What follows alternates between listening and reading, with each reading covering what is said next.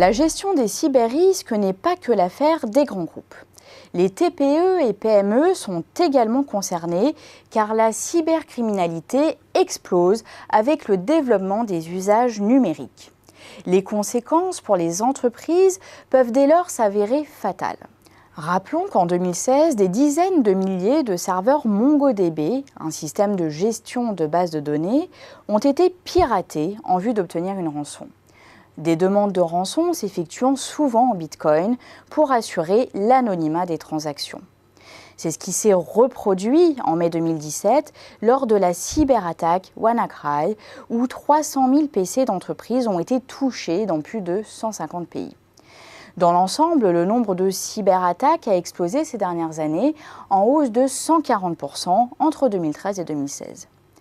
Celles-ci sont en outre de plus en plus massives et médiatisées, avec, vous l'imaginez, des effets potentiellement dévastateurs sur la réputation des entreprises et donc sur leur valeur, au-delà des seules pertes d'exploitation.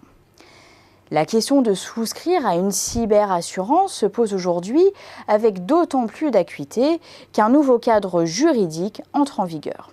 En effet, à compter de mai 2018, le RGPD, le Règlement général sur la protection des données, impose aux entreprises manipulant les données personnelles des tiers, clients ou partenaires, de notifier aux personnes concernées le vol ou l'altération de leurs données, sous peine de sanctions pouvant aller jusqu'à 4% du chiffre d'affaires consolidé annuel. Pour l'heure, le cyberrisque n'est pas pris au sérieux par les entreprises françaises. Les primes d'assurance se limitaient à 45 millions d'euros en France en 2016 contre 2,7 milliards d'euros aux États-Unis. En outre, entre 2 et 4% seulement des PME françaises étaient couvertes par une cyberassurance fin 2015. Pourtant, les attaques numériques se concentrent sur cette cible qui rassemble plus des 3/4 des victimes de cyberattaques en France, selon Symantec. Le taux d'équipement est en revanche nettement plus important sur le segment des grandes entreprises qui ont une plus forte appréhension des risques numériques. Fin 2016, un peu plus de la moitié des entreprises du CAC 40 avaient souscrit à une police d'assurance de ce type. Ces contrats couvrent en général les conséquences d'une atteinte aux données numériques détenues ou gérées par l'entreprise et d'une atteinte au système informatique, que les causes soient accidentelles ou résultant d'actes de malveillance. Les cyberassurances proposent ainsi des garanties responsabilité civile et des garanties dommages couvrant par exemple les pertes d'exploitation, l'extorsion de fonds ou encore les frais de reconstitution des données.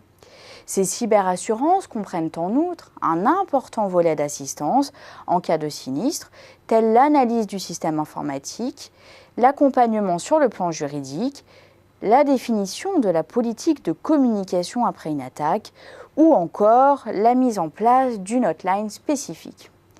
Reste alors aux entreprises à se tourner vers leurs assureurs. Sauf que le marché de la cyberassurance pour les entreprises compte encore un nombre réduit d'acteurs. À peine une quinzaine d'intervenants, en dehors des courtiers, étaient recensés courant 2017 en France par les experts de Xerfi. Il faut dire que la maîtrise de la sinistralité demeure encore difficile compte tenu du caractère émergent du risque et du manque de données sur l'impact des attaques numériques sur l'activité des entreprises.